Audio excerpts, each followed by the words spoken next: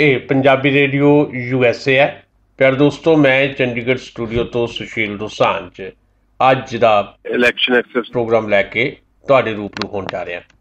ਅੱਜ ਕੁਝ ਤਕਨੀਕੀ ਕਾਰਨਾਂ ਕਰਕੇ ਪ੍ਰੋਗਰਾਮ ਤੁਹਾਡੇ ਲਈ ਲਾਈਵ ਪੇਸ਼ ਨਹੀਂ ਕਰ ਪਾ ਰਹੇ, ਸੋ ਰਿਕਾਰਡਡ ਪ੍ਰੋਗਰਾਮ ਹੈ। 3 ਸੈਗਮੈਂਟ ਦੇ ਵਿੱਚ ਤੁਸੀਂ ਸਾਡਾ ਇਹ ਪ੍ਰੋਗਰਾਮ ਸੁਣੋਗੇ, ਜਿਹਦੇ ਵਿੱਚ ਪੰਜਾਬ ਦੀ ਚੋਣ ਸਿਆਸਤ ਤੋਂ ਲੈ ਕੇ ਪੰਜਾਬ ਦੇ ਵਿੱਚ ਇਹਨਾਂ ਦਿਨਾਂ ਦੇ ਦੌਰਾਨ ਵੀ ਕਿਸੇ ਦੀ ਵੀ ਨਜ਼ਰ ਪੰਜਾਬ ਦੀ ਇੰਡਸਟਰੀ 'ਚ ਨਹੀਂ ਹੈ।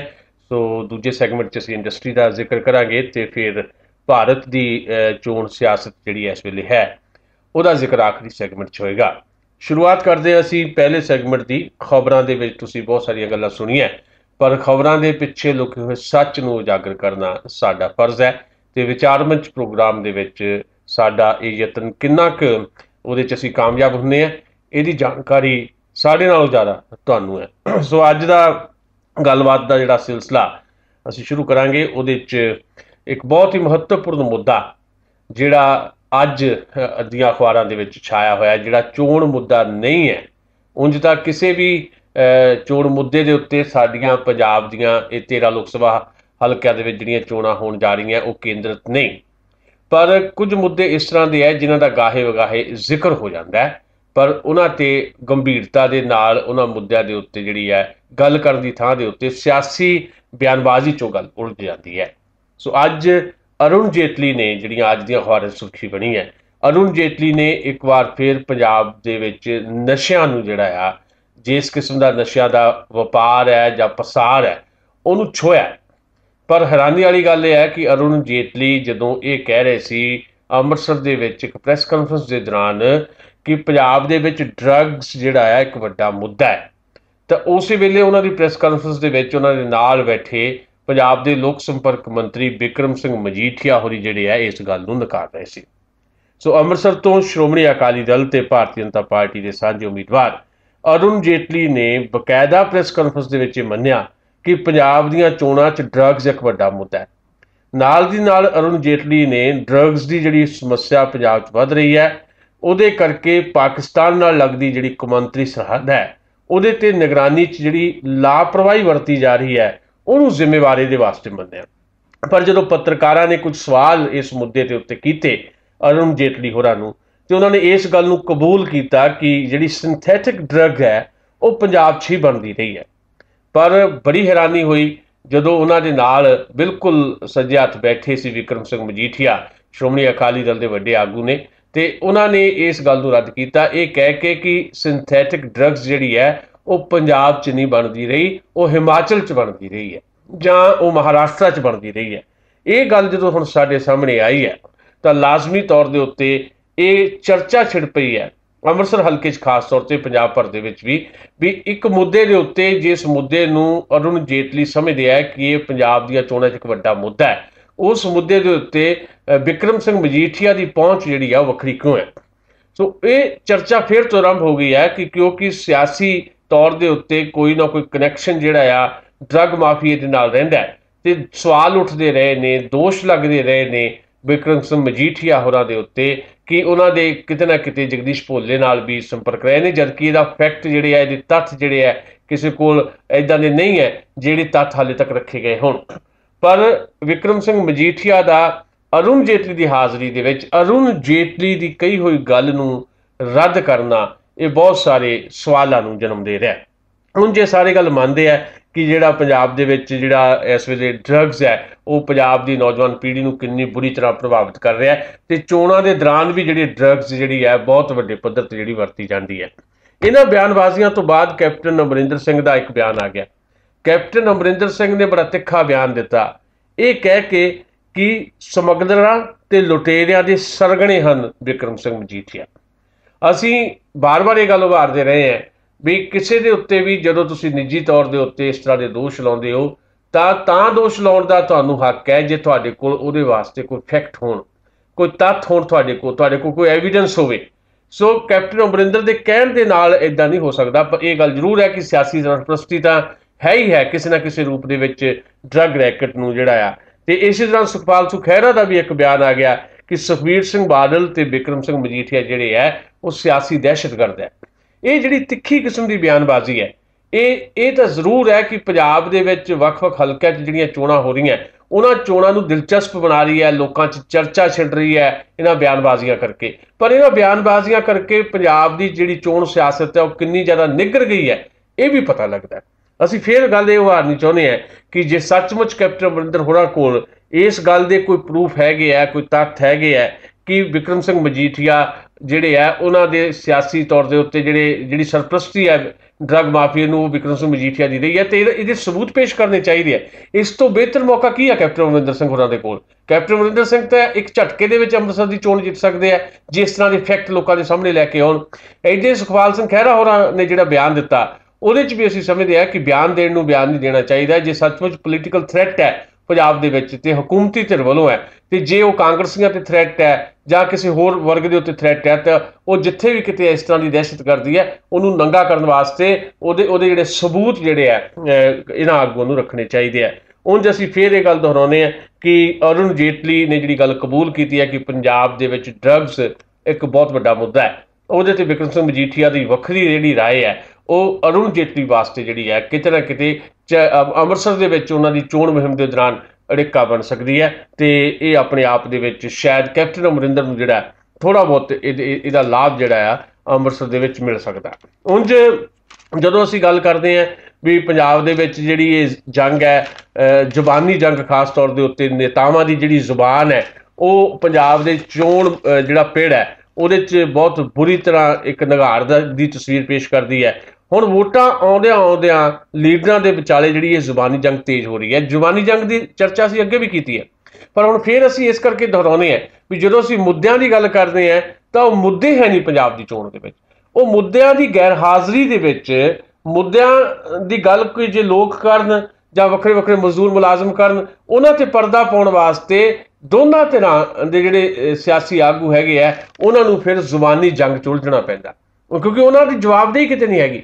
ਉਹ ਜਵਾਬਦੇਹੀ ਬਣਨਾ ਹੀ ਨਹੀਂ ਚਾਹੁੰਦੇ ਜਾਂ ਜਵਾਬ ਦੇਣਾ ਹੀ ਨਹੀਂ ਚਾਹੁੰਦੇ। ਇਸੇ ਕਰਕੇ ਤੁਸੀਂ ਪਿਛਲੇ ਦਿਨਾਂ ਦੇ ਵਿੱਚ ਜਿਹੜੇ ਵੀ ਕਹਿ ਲਓ ਵੀ ਵੱਖ-ਵੱਖ ਲੀਡਰਾਂ ਨੇ ਬਿਆਨ ਦਿੱਤੇ ਆ ਜੇ ਉਹਨਾਂ ਨੂੰ ਤੁਸੀਂ ਦੇਖੋ ਤਾਂ ਤੁਸੀਂ ਦੇਖੋਗੇ ਕਿ ਜਿਹਦੇ ਦਾ ਵੋਟਾਂ ਨੇੜੇ ਆ ਰਹੀਆਂ ਤੇ ਇੱਕ ਦੂਜੇ ਦੇ ਖਿਲਾਫ ਹਮਲਾ ਬੋਲ ਰਹੇ ਨੇ ਸਿਆਸੀ ਲੀਡਰ। ਨਿੱਜੀ ਹਮਲਿਆਂ ਨੂੰ ਲੈ ਕੇ ਜਿਹੜਾ ਇਸ ਵੇਲੇ ਮਾਹੌਲ ਗਰਮ ਹੋਇਆ ਖਾਸ ਤੌਰ ਤੇ ਜਿਹੜਾ ਪੰਜਾਬ ਦਾ ਭਾਈਚਾਰਕ ਸਦਭਾਵਨਾ ਵਾਲਾ ਮਾਹੌਲ ਹੈ ਉਹਨੂੰ ਵਿਗਾੜਨ ਵਾਲੇ ਬਿਆਨ ਵੀ ਜਿਹੜੇ ਦਿੱਤੇ ਜਾ ਰਹੇ ਆ। ਵੋਟਾਂ ਦੀ ਪੋਲੀਟਿਕਸ ਜਿਹੜੀ ਆ ਪੰਜਾਬ ਦੇ ਵਿੱਚ ਉਹ ਖੁੱਲ੍ਹ ਕੇ ਇੱਕ ਜ਼ਹਿਰੀਲੀ ਹਵਾ ਦਾ ਰੁੱਖ ਜਿਹੜਾ ਬਣ ਰਿਹਾ ਇਸ ਪੋਲੀਟਿਕਸ ਦੇ ਵਿੱਚ। ਪੰਜਾਬ ਦਾ ਜਿਹੜਾ ਚੋਣ ਮਾਹੌਲ ਹੈ ਜਿਹੜਾ ਉਹ ਲਗਾਤਾਰ ਵਿਗੜ ਰਿਹਾ ਹੈ। ਇਸ ਕਰਕੇ ਲੋੜ ਇਸ ਗੱਲ ਦੀ ਹੈ ਕਿ ਚੋਣ ਦੇ ਵਿੱਚ ਜਿਹੜੇ ਲੋਕ ਉਤਰੇ ਹੋਏ ਆ ਉਹ ਸ਼ਬਦਾਂ ਦੇ ਬਾਣ ਇੱਕ ਦੂਜੇ ਦੇ ਖਿਲਾਫ ਚਲਾਉਣ ਦੀ ਥਾਂ ਦੇ ਉੱਤੇ ਉਹ ਮੁੱਦਿਆਂ ਦੇ ਉੱਤੇ ਰਾਜਨੀਤੀ ਕਰਨ। ਹੁਣ ਜੇ ਇੱਕ ਦੋ ਤੁਸੀਂ ਜ਼ਿਕਰ ਕਰਦੇ ਹੋਣ ਤਾਂ ਕੋਈ ਲੀਡਰ ਨਹੀਂ ਹੈ ਜਿਹਨੇ ਕੋਈ ਨਾ ਕੋਈ ਗਲਤ ਬਿਆਨੀ ਨਾ ਕੀਤੀ ਹੋਵੇ। ਕਾਂਗਰਸ ਨੇ ਅਨੰਦਪੁਰ ਸਾਹਿਬ ਤੋਂ ਜਿਹੜੀ ਬੀਬੀ ਅੰਬਿਕਾ ਸੋਨੀ ਨੂੰ ਜਦੋਂ ਉਤਾਰਿਆ ਤਾਂ ਚੰਦੂਮਾਜਰਾ ਹੋਰੀ ਕਹਿ ਰਿਹਾ ਕਿ ਕਾਂਗਰਸ ਨੇ 72 ਸਾਲ ਦੀ ਬੁੱਢੀ ਨੂੰ ਟਿਕਟ ਦੇ ਦਿੱਤਾ। ਉਧਰ ਅੰਬਿਕਾ ਸੋਨੀ ਨੇ ਜਿਹੜਾ ਆ ਇਹਦਾ ਜਵਾਬ ਦਿੱਤਾ ਤੇ ਨਾਲ ਕਿਹਾ ਕਿ ਚੰਦੂਮਾਜਰਾ ਕੀ ਸਾਰੇ ਅਕਾਲੀਆਂ ਨੂੰ ਦੌੜਨ ਵਾਸਤੇ ਜਗ੍ਹਾ ਨਹੀਂ ਮਿਲਣੀ ਜੇ ਬਜ਼ੁਰਗ ਔਰਤਾਂ ਇਕੱਠੀਆਂ ਹੋ ਗਈਆਂ। ਇਹਦੇ ਸੁਖਬੀਰ ਸਿੰਘ ਬਾਦਲ ਜਿਹੜੇ ਆ ਉਹਨਾਂ ਦੀ ਜਿਹੜੀ ਬਿਆਨਬਾਜ਼ੀ ਉਹ ਵੀ ਕਈ ਵਾਰੀ ਸਵਾਲਾਂ ਦੇ ਘੇਰੇ ਵਿੱਚ ਆ ਜਾਂਦੀ ਹੈ। ਪ੍ਰਤਾਪ ਸਿੰਘ ਬਾਜਵਾ ਨੇ ਕਿਹਾ ਕਿ ਮੈਂ ਟਾਈਮ ਬੰਬ ਹੈ ਜਿਹੜਾ ਸ਼੍ਰੋਮਣੀ ਅਕਾਲੀ ਦਲ ਦਾ ਸਫਾਇਆ ਕਰ ਦਊਗਾ। ਸੁਖਬੀਰ ਸਿੰਘ ਬਾਦਲ ਨੇ ਖੁਦ ਨੂੰ ਖਤਮ ਕਰਨ ਵਾਲੇ ਜਿਹੜੇ ਜੈਨੇਟਿਕ ਬੀਜ ਹੈ ਉਹ ਲਾਜ਼ਮੀ ਤੌਰ ਤੇ ਉੱਤੇ ਜਿਹੜੇ ਆ ਉਹ ਆਪਣੇ ਆਪ ਜਿਹੜੇ ਖਤਮ ਹੋ ਜਾਂਦੇ ਇਹ ਵੀ ਪ੍ਰਤਾਪ ਸਿੰਘ ਬਾਜਵਾ ਨੇ ਕਿਹਾ ਸੀ। ਤੇ ਸੁਖਬੀਰ ਸਿੰਘ ਬਾਦਲ ਨੇ ਜਵਾਬ ਦੇ ਵਿੱਚ ਕਿਹਾ ਕਿ ਟਾਈਮ ਬੰਬ ਤਾਂ ਹੈ ਪ੍ਰਤਾਪ ਸਿੰਘ ਬਾਜਵਾ ਪਰ ਉਹ ਆਤਮਘਾਤੀ ਟਾਈਮ ਬੰਬ ਹੈ। ਉਹ ਆਪਣੇ ਇਸ ਬੰਬ ਦੇ ਨਾਲ ਆਪ ਵੀ ਤਬਾਹ ਹੋਣਗੇ ਤੇ ਸਾਰੀ ਕਾਂਗਰਸ ਪਾਰਟੀ ਨੂੰ ਵੀ ਤਬਾਹ ਕਰ ਦੇਣਗੇ। ਐਡੀ ਦਿਓਰ ਭਰਜਾਈ ਦੇ ਵਿੱਚ ਜਿਹੜਾ ਬਿਆਨਬਾਜ਼ੀ ਦਾ ਮੁਕਾਬਲਾ ਚੱਲ ਰਿਹਾ ਤੇ ਮਨਪ੍ਰੀਤ ਬਾਦਲ ਬਾਰੇ ਬੀਬੀ ਹਰਸਿਮਰਤ ਕੌਰ ਬਾਦਲ ਨੇ ਕਿਹਾ ਕਿ ਮਨਪ੍ਰੀਤ ਬਾਦਲ ਆਪਣਿਆਂ ਦੇ ਨਹੀਂ ਹੋਏ ਲੋਕਾਂ ਦੇ ਕੀ ਹੋਣਗੇ। ਤੇ ਇਹਦੇ ਮਨਪ੍ਰੀਤ ਬਾਦਲ ਕਹਿ ਰਹੇ ਆ ਵੀ ਰਾਜਾ ਜਿਹੜਾ ਵਪਾਰੀ ਬਣ ਗਿਆ ਪੰਜਾਬ ਦੇ ਵਿੱਚ ਜਿਹੜਾ ਪ੍ਰਜਾ ਜਿਹੜੀ ਆ ਉਹ ਭਿਖਾਰੀ ਬਣ ਗਈ ਹੈ। ਇਹ ਸਾਰੀਆਂ ਜਿਹੜੀਆਂ ਇਸ ਤਰ੍ਹਾਂ ਦੀਆਂ ਗੱਲਾਂ ਬਾਤਾਂ ਜਿਹੜੀਆਂ ਹੋ ਰਹੀਆਂ ਇਹ ਚੋਣ ਮਾਹੌਲ ਨੂੰ ਦਿਲਚਸਪ ਤਾਂ ਬਣਾਉਂਦੀਆਂ ਪਰ ਲਾਜ਼ਮੀ ਤੌਰ ਤੇ ਇਸ ਦਿਲਚਸਪੀ ਦੇ ਵਿੱਚੋਂ ਸਾਨੂੰ ਜੋ ਦਿਖਾਈ ਦੇ ਰਿਹਾ ਉਹ ਇਹੀ ਹੈ ਕਿ ਪੰਜਾਬ ਦੇ ਜਿਹੜੇ ਚੋਣ ਮੁੱਦੇ ਆ ਉਹ ਗਾਇਬ ਹੋ ਗਏ ਆ। ਸੋ ਇਸ ਗੱਲ ਨੂੰ ਧਿਆਨ 'ਚ ਰੱਖਣ ਦੀ ਜ਼ਰੂਰਤ ਹੈ। ਅਗਲੀ ਗੱਲ ਇਸੇ ਸੈਗਮੈਂਟ ਦੇ ਵਿੱਚ ਅਸੀਂ ਕਰਨਾ ਚਾਹਾਂਗੇ ਭਾਵੇਂ ਇਹ ਗੱਲ ਅਸੀਂ ਥੋੜ੍ਹੀ ਬਹੁਤ ਅੱਗੇ ਕੀਤੀ ਹੋਏਗੀ। ਐਨਰਾਈਜ਼ ਜਿਹੜੇ ਹੈ ਉਹ ਬਹੁਤ ਜ਼ਿਆਦਾ ਦਿਲਚਸਪੀ ਲੈ ਰਹੇ ਨੇ ਸਾਡੇ ਭੈਣ ਭਰਾ ਪੰਜਾਬ ਦੀ ਚੋਣ ਦੇ ਵਿੱਚ। 7 ਸਮੁੰਦਰੋਂ ਪਾਰ ਨੋਟ ਵੀ ਆ ਰਹੇ ਹੈ ਤੇ ਵੋਟਾਂ ਤੇ ਪ੍ਰਭਾਵ ਪਾਉਣ ਵਾਸਤੇ ਵੀ ਲੋਕ ਆ ਰਹੇ ਹੈ। मतलब हज़ारां ਜਿਹੜੇ नौजवान ਜਿਹੜੇ ਇਹ ਨਹੀਂ ਕੈਨੇਡਾ ਅਮਰੀਕਾ ਦੀ ਅਸੀਂ ਗੱਲ ਕਰ ਰਹੇ ਇੰਗਲੈਂਡ ਦੀ, ਈਵਨ ਖਾੜੀ ਮੁਲਕਾਂ ਦੇ ਵਿੱਚ ਵੀ ਜਿਹੜੇ ਸਾਡੇ ਨੌਜਵਾਨ ਗਏ ਹੋਏ ਆ ਉਹਨਾਂ ਦੀ, ਕਿਉਂਕਿ ਭਾਰਤੀ ਨਾਗਰਿਕਤਾ ਇੱਥੇ ਹੈਗੀ ਹੈ, ਉਹ ਵੱਡੀ ਗਿਣਤੀ ਦੇ ਵਿੱਚ ਪੰਜਾਬ ਦੇ ਵਿੱਚ ਵੋਟਾਂ ਪਾਉਣ ਵਾਸਤੇ ਆ ਰਹੇ ਆ। ਵਿਧਾਨ ਸਭਾ ਚੋਣਾਂ ਵਿੱਚ ਵੀ ਉਹਨਾਂ ਦੀ ਵੋਟਾਂ ਦੀ ਮੰਗ ਹੁੰਦੀ ਰਹੀ ਹੈ, ਪਰ ਇਸ ਵਾਰ ਜਿੱਦਾਂ ਚੋਣ ਮੁਹਿੰਮ ਭਖੀ ਹੋਈ ਹੈ ਤੇ ਇਸ ਕਰਕੇ ਦੁਬਈ ਦੇ ਵਿੱਚੋਂ ਜਾਂ ਖਾੜੀ ਮੁਲਕਾਂ ਦੇ ਵਿੱਚੋਂ ਬਹੁਤ ਸਾਰੇ ਨੌਜਵਾਨ ਆ ਰਹੇ ਆ। ਉਂਝ ਤੁਹਾਨੂੰ ਮੈਂ ਦੱਸਾਂ ਕਿ ਪੰਜਾਬ ਦੇ ਵਿੱਚ NRI ਵੋਟ ਜਿਹੜੀ ਬਹੁਤ ਘੱਟ ਹੈ। ਪੰਜਾਬ 'ਚ NRI ਵੋਟ ਸਿਰਫ 138 ਹੈ, ਜਦਕਿ ਇਹਦੇ ਮੁਕਾਬਲੇ ਕੇਰਲਾ ਦੇ ਵਿੱਚ ਜਿਹੜੀ NRI ਵੋਟ ਹੈ 11,488 ਹੈ ਤੇ ਤਾਮਿਲਨਾਡੂ 'ਚ ਸਿਰਫ 112 ਹੈ। ਪੰਜਾਬ 'ਚ 138 NRI ਵੋਟ। ਪਰ ਬਹੁਤ ਸਾਰੇ ਲੋਕ ਜਿਹੜੇ ਵਿਦੇਸ਼ਾਂ 'ਚ ਗਏ ਆ, ਜਿਨ੍ਹਾਂ ਨੂੰ ਉੱਥੇ ਵਿਦੇਸ਼ਾਂ ਦੀ ਨਾਗਰਿਕਤਾ ਨਹੀਂ ਮਿਲੀ, ਉਹ ਸਿਰਫ ਉੱਦਾਂ ਹੀ ਗਏ ਹੋਏ ਆ, ਉਹਨਾਂ ਦੀ ਨਾਗਰਿਕਤਾ ਜਿਹੜੀ ਭਾਰਤ ਵਿੱਚ ਹੈ ਤੇ ਉਹਨਾਂ ਦੀ ਵੋਟਾਂ ਵੀ ਇੱਥੇ ਹੈ। ਇਸ ਕਰਕੇ ਉਹ ਲੋਕ ਜਿਹੜੇ ਆ ਉਹ ਇੱਥੇ ਆ ਰਹੇ ਨੇ ਤੇ ਪੰਜਾਬ ਦੀ ਚੋਣ ਨੂੰ ਬਹੁਤ ਪ੍ਰਭਾਵਿਤ ਕਰਨਗੇ NRIs ਨੋਟ ਤੇ NRIs ਵੋਟ। ਸਾਡੇ ਕੋਲ ਜਿਹੜੀਆਂ ਜਾਣਕਾਰੀਆਂ ਉਹ ਹੈ ਵੀ ਕੈਨੇਡਾ, ਬਰਤਾਨੀਆ, ਅਮਰੀਕਾ, ਆਸਟ੍ਰੇਲੀਆ, ਇਹਨਾਂ ਮੁਲਕਾਂ ਤੋਂ ਲੋਕ ਜਿਹੜੇ ਆ ਜਿੱਥੇ ਸ਼੍ਰੋਮਣੀ ਅਕਾਲੀ ਦਲ ਤੇ ਕਾਂਗਰਸ ਪਾਰਟੀ ਦੇ ਨੇੜਲੇ ਜਿਹੜੇ ਲੋਕ ਹੈ ਉਹ ਵੀ ਇਹਨਾਂ ਮੁਲਕਾਂ ਤੋਂ ਫੰਡਿੰਗ ਕਰ ਰਹੇ ਆ, ਕਾਂਗਰਸ ਨੂੰ ਵੀ ਤੇ ਸ਼੍ਰੋਮਣੀ ਅਕਾਲੀ ਦਲ ਨੂੰ ਵੀ। ਟੋਰਾਂਟੋ ਤੋਂ ਇੱਕ ਖਬਰ ਆਈ ਹੈ ਕਿ ਉੱਥੇ ਬਹੁਤ ਵੱਡਾ ਜਿਹੜਾ ਇਕੱਠ ਜਿਹੜਾ ਕੀਤਾ ਗਿਆ ਤੇ ਉਹ ਇਕੱਠ ਜਿਹੜਾ ਸ਼੍ਰੋਮਣੀ ਅਕਾਲੀ ਦਲ ਦੇ ਲੋਕਾਂ ਨੇ ਵੀ ਕੀਤਾ, ਉੱਧਰੋਂ ਕਾਂਗਰਸ ਨੇ ਵੀ, ਉੱਧਰੋਂ ਆਮ ਆਦਮੀ ਪਾਰਟੀ ਦਾ ਵੀ ਬਹੁਤ ਵੱਡਾ ਪ੍ਰਚਾਰ ਜਿਹੜਾ ਆ ਉਹ ਚੱਲ ਰਿਹਾ। ਸਾਡੇ ਕੋਲ ਜਿਹੜੀ ਜਾਣਕਾਰੀ ਹੈ, ਅਕਾਲੀ ਦਲ ਨਾਲ ਜੁੜੇ ਕਈ NRIs ਜਿਹੜੇ ਹੈ ਉਹ ਮਾਲਵੇ ਦੀ ਸੀਟਾਂ ਵਾਸਤੇ 1.25 ਕਰੋੜ ਰੁਪਏ ਤੋਂ ਜ਼ਿਆਦਾ ਪੈਸਾ ਭੇਜ ਚੁੱਕੇ ਆ। ਇੱਦਾਂ ਹੀ ਇੱਕ ਓਵਰਸੀਜ਼ ਫਰੈਂਡਸ ਆਫ BJP ਬਣੀ ਹੋਈ ਹੈ ਬਾਹਰਲੇ ਮੁਲਕਾਂ 'ਚ, 1.5 ਕਰੋੜ ਰੁਪਏ ਉਹ ਭੇਜ ਚੁੱਕੇ ਆ ਤੇ ਆਮ ਆਦਮੀ ਪਾਰਟੀ ਇਕੱਲੇ ਕੈਨੇਡਾ ਦੇ ਵਿੱਚੋਂ 60 ਲੱਖ ਰੁਪਏ ਜਿਹੜੇ ਆਮ ਆਦਮੀ ਪਾਰਟੀ ਨੂੰ ਆ ਚੁੱਕੇ ਆ। ਉਂਝ ਕੈਨੇਡਾ ਤੇ ਅਮਰੀਕਾ ਦੇ ਵਿੱਚ ਆਮ ਆਦਮੀ ਪਾਰਟੀ ਦੇ ਜਿਹੜਾ ਓਵਰਸੀਜ਼ ਚੈਪਟਰ ਹੈ ਉਹ ਬਹੁਤ ਜ਼ਿਆਦਾ ਐਕਟਿਵ ਦੱਸਿਆ ਜਾ ਰਿਹਾ ਹੈ। ਉਹ ਪੰਜਾਬ ਦੇ ਵਿੱਚ ਆਪਣੇ ਮਿੱਤਰਾਂ ਨੂੰ, ਆਪਣੇ ਰਿਸ਼ਤੇਦਾਰਾਂ ਨੂੰ ਫੋਨ ਕਰ ਰਹੇ ਆ, ਫੋਨ ਕਰਕੇ ਕਹਿ ਰਹੇ ਆ, ਵੋਟਾਂ ਪਾਉਣ ਦੀ ਅਪੀਲ ਕਰ ਰਹੇ ਆਮ ਆਦਮੀ ਪਾਰਟੀ ਨੂੰ।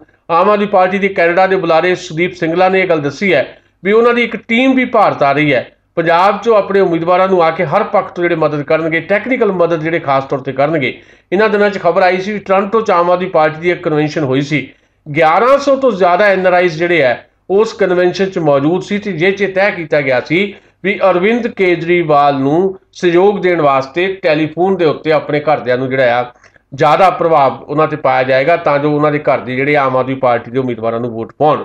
ਇੱਦਾਂ ਹੀ ਜਿਹੜੇ ਆ ਕੈਨੇਡਾ ਦੇ ਪ੍ਰਵਾਸੀ ਭਾਰਤੀ ਜਿਹੜੇ ਆ ਉਹਨਾਂ 'ਚ ਚਰਚਾ ਬੜੀ ਹੋ ਰਹੀ ਹੈ ਤੇ ਅਮਰੀਕਾ ਦੇ ਵਿੱਚ ਭਾਵੇਂ ਨਰਿੰਦਰ ਮੋਦੀ ਕਦੇ ਅਮਰੀਕਾ ਨਹੀਂ ਜਾ ਸਕੇ, ਪਰ ਅਮਰੀਕਾ ਦੇ ਵਿੱਚ ਨਰਿੰਦਰ ਮੋਦੀ ਦੀ ਜਿਹੜੀ ਇੱਕ ਮੂਵ ਜਿਹੜੀ ਆ ਬਹੁਤ ਜ਼ਿਆਦਾ ਚੱਲਦੀ ਦੱਸੀ ਜਾ ਰਹੀ ਹੈ। ਸੋਸ਼ਲ ਮੀਡੀਆ ਦੇ ਉੱਤੇ ਵੀ ਜਿਹੜੇ ਲੋਕ ਹੈ ਉਹ ਲਗਾਤਾਰ ਇਸ ਮਾਮਲੇ ਦੇ ਵਿੱਚ ਐਕਟਿਵ ਹੈਗੇ ਆ ਤੇ ਤਾਂ ਜੋ ਆਮ ਆਦਮੀ ਪਾਰਟੀ, ਸ਼੍ਰੋਮਣੀ ਅਕਾਲੀ ਦਲ ਤੇ ਭਾਰਤੀ ਜਨਤਾ ਪਾਰਟੀ ਤੇ ਕਾਂਗਰਸ ਪਾਰਟੀ ਦੇ ਜਿਹੜੇ ਲੋਕ ਹੈ ਉਹ ਸਮਝਦੇ ਆ ਕਿ ਪੰਜਾਬ ਦੇ ਵਿੱਚ ਜਿਹੜਾ ਉਹ ਵੱਧ ਤੋਂ ਵੱਧ ਉਭਾਰ ਜਿਹੜਾ ਆਉਣਾ ਆ ਪੈਸੇ ਦੇ ਮਾਮਲੇ ਦੇ ਵਿੱਚ ਵੀ ਤੇ ਵੋਟਾਂ ਦੇ ਮਾਮਲੇ ਦੇ ਵਿੱਚ ਵੀ, ਉਹ 'ਚ NRIs ਜਿਹੜੇ ਆ ਬਹੁਤ ਵੱਡੇ ਪੱਧਰ ਤੇ ਉਹਨਾਂ ਦੀ ਜਿਹੜੀ ਹੈਲਪ ਕਰ ਸਕਦੇ ਆ।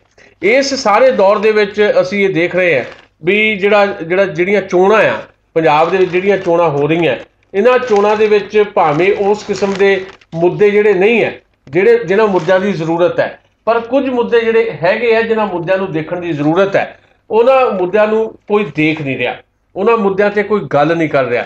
ਪਰ ਜਿਹੜੀ ਵੋਟ ਲੈਣ ਦੀ ਜਿਹੜੀ ਕੋਸ਼ਿਸ਼ ਹੈ ਉਹ ਕੋਸ਼ਿਸ਼ ਇਸ ਕਿਸਮ ਦੇ ਨਾਲ ਸਾਰੇ ਲੋਕ ਕਰ ਰਹੇ ਆ ਵੀ ਹਰ ਭਾਈਚਾਰੇ ਨੂੰ, ਹਰ ਧਰਮ ਨੂੰ ਜਿਹੜਾ ਆ ਉਹਨੂੰ ਕਿਸੇ ਨਾ ਕਿਸੇ ਤਰੀਕੇ ਦੇ ਨਾਲ ਚੋਣ ਮੁਹਿੰਮ ਦੇ ਵਿੱਚ ਜਿਹੜਾ ਆ ਵਰਤ ਲਿਆ ਜਾਏ।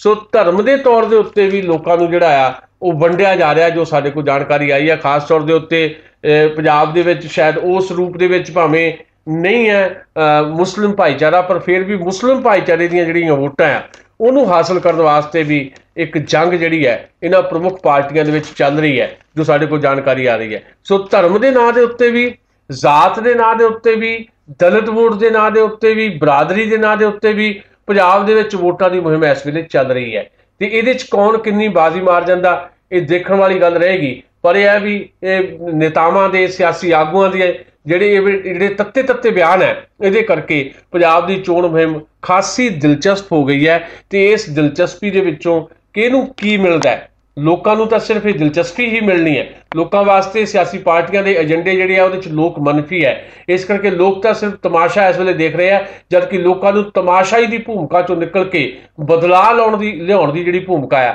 ਉਹਦੇ ਵਿੱਚ ਆਉਣਾ ਪਏਗਾ ਤਾਂ ਪੰਜਾਬ ਦੇ ਵਿੱਚ ਸ਼ਾਇਦ ਕੁਝ ਬਦਲਾਅ ਅਸੀਂ ਦੇਖ ਸਕਦੇ ਹਾਂ। ਪਰ ਇਸ ਵੇਲੇ ਮੁੱਖ ਟੱਕਰ ਜਿਹੜੀ ਪੰਜਾਬ ਦੇ ਵਿੱਚ ਹੈ ਉਹ ਸ਼੍ਰੋਮਣੀ ਅਕਾਲੀ ਦਲ ਤੇ ਬੀਜੇਪੀ ਗੱਠਜੋੜ ਦੀ ਕਾਂਗਰਸ ਪਾਰਟੀ ਨਾਲ ਹੈ।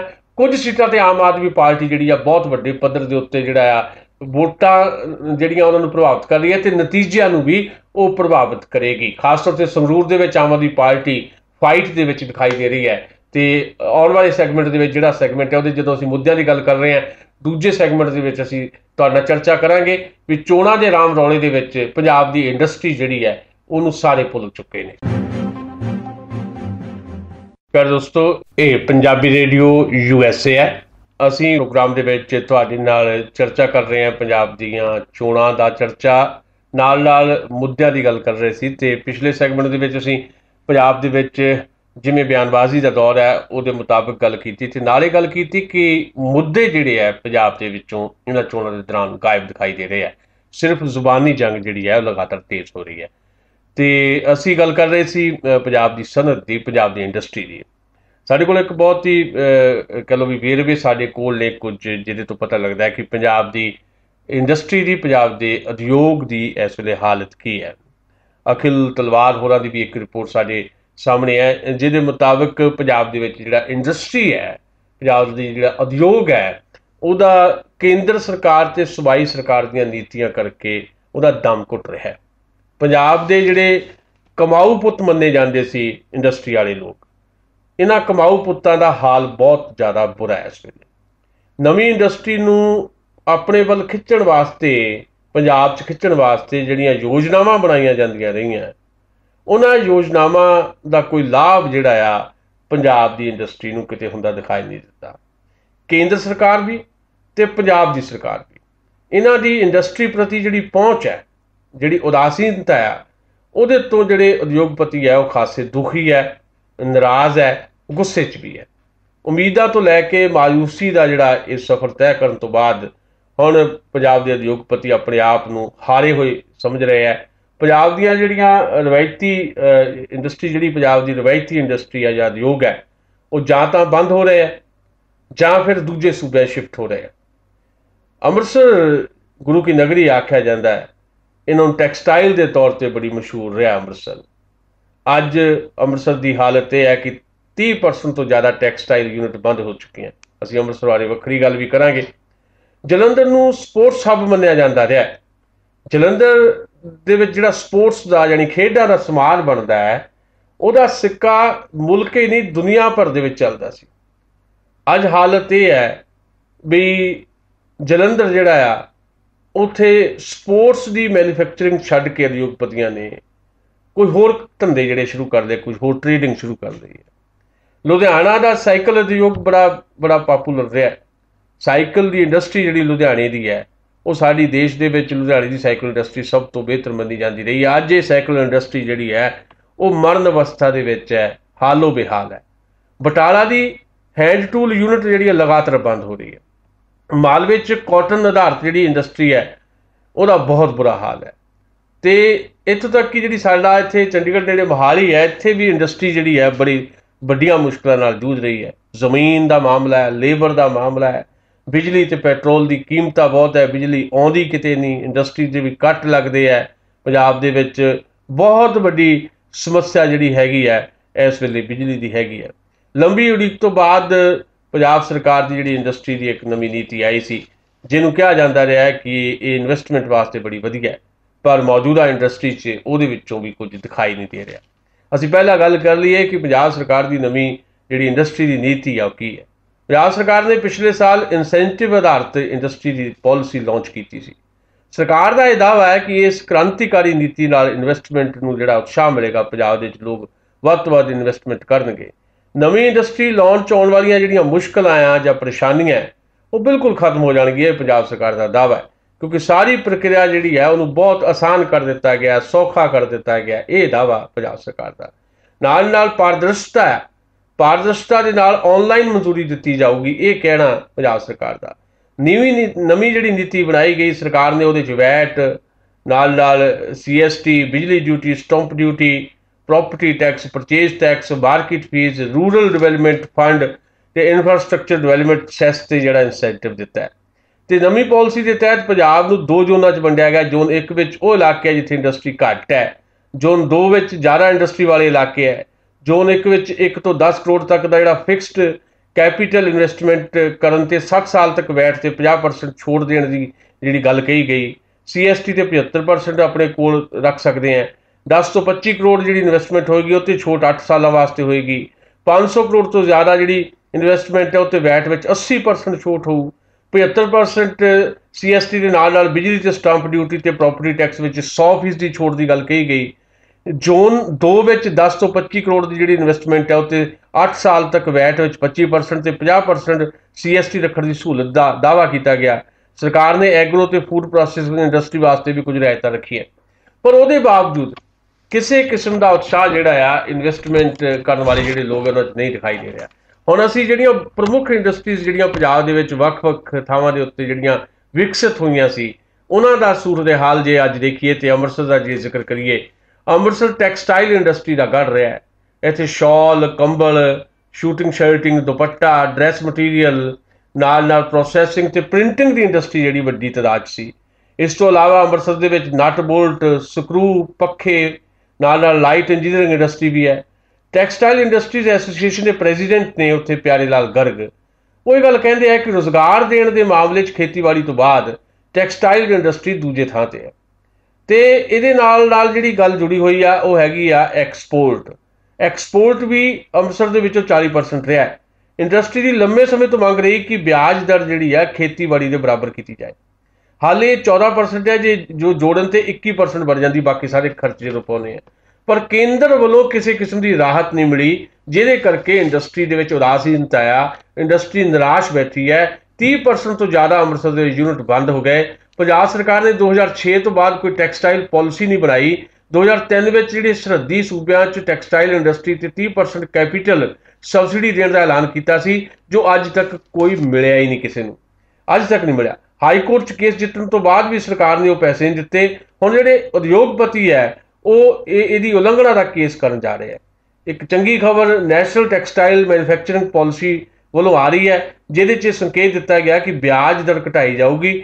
ਇਹਦੇ 'ਚ ਜ਼ਿਆਦਾ ਰੁਜ਼ਗਾਰ ਨੂੰ ਦੇਖਦੇ ਜਿਹੜੇ ਕਿਰਤ ਕਾਨੂੰਨ ਹੈ ਉਹਨਾਂ ਨੂੰ ਨਰਮ ਕੀਤਾ ਜਾਏਗਾ। ਇਹ ਸਿਰਫ ਹਾਲੇ ਗੱਲ ਹੈ, ਹਾਲੇ ਇਹ ਕਿਤੇ ਵੀ ਇੰਪਲੀਮੈਂਟ ਹੁੰਦਾ ਕੁਝ ਦਿਖਾਈ ਨਹੀਂ ਦੇ ਰਿਹਾ। ਅੰਮ੍ਰਿਤਸਰ ਤੋਂ ਬਾਅਦ ਜੇ ਜਲੰਧਰ ਦਾ ਜ਼ਿਕਰ ਕਰੀਏ, ਜਲੰਧਰ ਇੱਕ ਜ਼ਮਾਨੇ 'ਚ ਪੰਜਾਬ ਹੀ ਨਹੀਂ ਦੁਨੀਆ ਦਾ ਸਪੋਰਟਸ ਹੱਬ ਮੰਨਿਆ ਜਾਂਦਾ ਸੀ।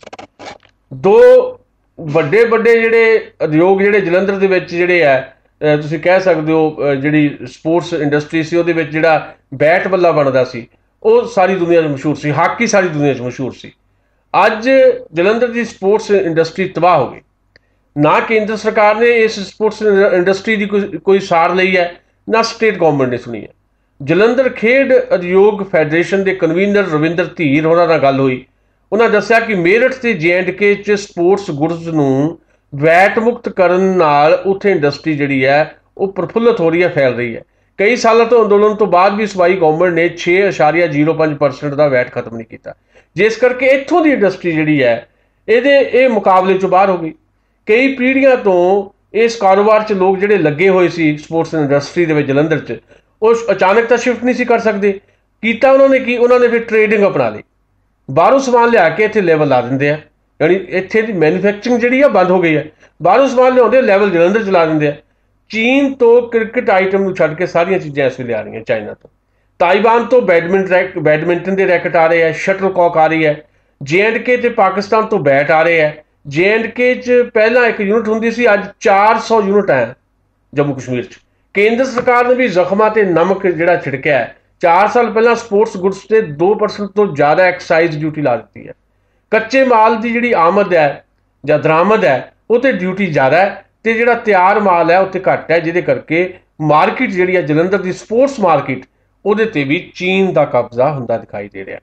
ਹੁਣ ਆ ਜਾਓ ਲੁਧਿਆਣਾ ਜਿਹੜਾ ਆ ਮੈਨਚੈਸਟਰ ਆਫ ਇੰਡੀਆ ਮੰਨਿਆ ਜਾਂਦਾ ਰਿਹਾ। ਮੈਨਚੈਸਟਰ ਆਫ ਇੰਡੀਆ ਲੁਧਿਆਣੇ ਨੂੰ ਕਿਹਾ ਜਾਂਦਾ ਰਿਹਾ, ਜਿਹਦੇ 'ਚ ਸਾਈਕਲਾਂ ਤੇ ਹੌਜ਼ਰੀ ਹੈ ਤੇ ਨਾਲ ਹੈਂਡ ਟੂਲ, ਮਸ਼ੀਨ ਟੂਲ ਸਣੇ ਕਈ ਇੰਡਸਟਰੀਆਂ। ਪਰ ਸਾਈਕਲ ਤੇ ਹੌਜ਼ਰੀ ਇੰਡਸਟਰੀ ਦਾ ਗੜ੍ਹ ਮੰਨਿਆ ਜਾਂਦਾ ਰਿਹਾ ਲੁਧਿਆਣਾ। ਸੈਂਟਰ ਗਵਰਨਮੈਂਟ ਨੇ ਹੌਜ਼ਰੀ ਇੰਡਸਟਰੀ ਤੇ ਐਕਸਾਈਜ਼ ਡਿਊਟੀ ਲਾ ਦਿੱਤੀ ਸੀ। ਜਿਹੜੇ ਉਦਯੋਗਪਤੀ ਆ ਉਹਨਾਂ ਨੇ ਇਹਦੇ ਖਿਲਾਫ ਜਿਹੜਾ ਸੰਘਰਸ਼ ਕੀਤਾ। ਬਾਅਦ ਵਿੱਚ ਹੁਣ ਜਿਹੜੇ ਮੈਂਬਰ ਪਾਰਲੀਮੈਂਟ ਜਿਹੜੇ ਮਨੀਸ਼ ਤਿਵਾੜੀ ਹੁਣ ਤਾਂ ਨਹੀਂ ਲੜ ਰਹੇ ਚੋਣ, ਉੱਥੋਂ ਉਹਨਾਂ ਦੇ ਯਤਨ ਕੁਝ ਹੋਏ ਤੇ ਫਿਰ ਉਹ ਸਾਰਾ ਕੁਝ ਜਿਹੜਾ ਆ ਮੁੜ ਤੋਂ ਠੀਕ ਹੋ ਗਿਆ ਸੀ। ਪਰ ਸਾਈਕਲ ਇੰਡਸਟਰੀ ਹਾਲੇ ਵੀ ਐਕਸਾਈਜ਼ ਡਿਊਟੀ ਦੇ ਜੰਜਾਲ 'ਚ ਫਸੀ ਹੋਈ ਹੈ। सालाना 1.5 करोड़ साइकिलां ਜਿਹੜੀਆਂ ਬਣਦੀਆਂ ਰਹੀਆਂ ਲੁਧਿਆਣਾ 'ਚ। ਸਾਲਾਨਾ 1.5 ਕਰੋੜ ਸਾਈਕਲਾਂ ਦੇ ਨਾਲ ਲੁਧਿਆਣਾ 'ਚ ਜਿਹੜਾ ਹੈ ਮੁਲਕ ਦੀਆਂ 90% ਸਾਈਕਲਾਂ ਦੀ ਉਤਪਾਦਨ ਕਰਦਾ ਹੈ। ਪਿਛਲੀ ਸੈਂਟਰ ਗਵਰਨਮੈਂਟ ਨੇ ਆਉਂਦਿਆਂ ਹੀ 1% ਐਕਸਾਈਜ਼ ਡਿਊਟੀ ਲਾਤੀ, ਫਿਰ ਵਧਾ ਕੇ 2% ਕਰਤੀ, ਜਿਹਦੇ ਕਰਕੇ ਲੁਧਿਆਣਾ ਜਿਹੜਾ ਗਲੋਬਲ ਮਾਰਕੀਟ 'ਚ ਪਛੜਨ ਲੱਗ ਪਿਆ, ਕਿਉਂਕਿ ਡਿਊਟੀ ਤੋਂ ਬਾਅਦ ਸਾਈਕਲ 60-70 ਰੁਪਏ ਮਹਿੰਗੀ ਹੋ ਗਈ। ਜਿਹੜੇ ਉਦਯੋਗਪਤੀ ਸੀ ਉਹਨਾਂ ਨੂੰ ਪਹਿਲਾਂ ਕੱਚੇ ਮਾਲ ਤੇ ਵੀ 12% ਤੋਂ ਜ਼ਿਆਦਾ ਡਿਊਟੀ ਦੇਣੀ ਪੈਂਦੀ ਹੈ, ਫਿਰ ਉਹਨੂੰ ਜਦੋਂ ਉਹ ਐਕਸਪੋਰਟ ਕਰਦੇ ਉਹ 'ਤੇ 2% ਡਿਊਟੀ ਹੈ। ਇਹਦਾ ਫਾਇਦਾ ਜਿਹੜਾ ਆ ਡਰੈਗਨ ਚੁੱਕ ਰਿਹਾ, ਯਾਨੀ ਚੀਨ ਚੁੱਕ ਰਿਹਾ। ਚੀਨ ਤੋਂ ਜਿਹੜੀ ਦਰਾਮਦ ਹੈ ਲਗਾਤਾਰ ਵੱਧ ਰਹੀ ਹੈ। ਚੀਨ ਤੋਂ 2 ਲੱਖ ਸਾਈਕਲਾਂ ਹਰ ਸਾਲ ਇੱਥੇ ਆ ਰਹੀਆਂ, ਜਿਹਦਾ ਅਸਰ ਸਾਡੀ ਘਰੇਲੂ ਇੰਡਸਟਰੀ ਤੇ ਪੈ ਰਿਹਾ। United cycle and parts manufacturing association ਦੇ ਜਨਰਲ ਸੈਕਟਰੀ ਨੇ ਰਾਜੀਵ ਜੈਨ ਇਹ ਕਹਿੰਦੇ ਆ ਕਿ ਸਾਈਕਲ ਨੂੰ ਐਕਸਾਈਜ਼ ਡਿਊਟੀ ਤੋਂ ਮੁਕਤ ਕੀਤੇ ਬਿਨਾ ਬਾਜ਼ਾਰ ਦੇ ਵਿੱਚ ਤੁਸੀਂ ਹੁਣ ਟਿਕ ਨਹੀਂ ਸਕਦੇ। ਦਰਾਮਦ ਰੋਕਣ ਵਾਸਤੇ ਸਾਈਕਲ ਤੇ 50% ਡਿਊਟੀ ਜਿਹੜੀ ਆ ਦਿੱਤੀ ਜਾਊਗੀ, ਤਾਂ ਸਾਡਾ ਬਚਾਅ ਹੋਣਾ ਹੈ ਲੁਧਿਆਣੇ ਦੇ ਵਿੱਚ। ਨਾਲ ਹੀ ਜਿਹੜੀ ਦਰਾਮਦ ਹੋਣ ਵਾਲੀ ਜਿਹੜੀ ਮਸ਼ੀਨਰੀ ਹੈ ਉਹ ਤੇ ਡਿਊਟੀ ਜਿਹੜੀ ਘਟਾਈ ਜਾਣੀ ਚਾਹੀਦੀ ਮਸ਼ੀਨਰੀ ਤੇ।